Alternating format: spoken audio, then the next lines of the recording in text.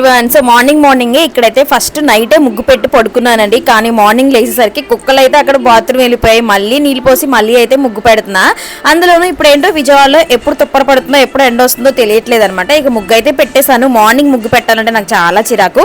అప్పటికే బుడ్డోడైతే స్కూల్కి వెళ్ళిపోయాడు అనమాట. ఇక తర్వాత 8 ఆ టైంలో ముగ్గు పెట్టాను.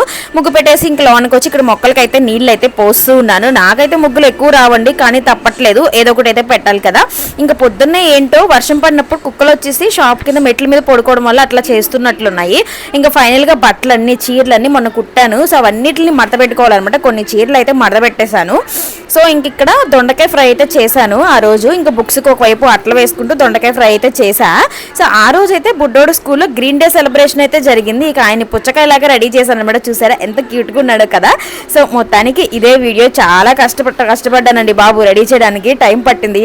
సో వీడియో నచ్చితే లైక్ చేసి సబ్స్క్రైబ్ చేసుకోండి. Bye bye.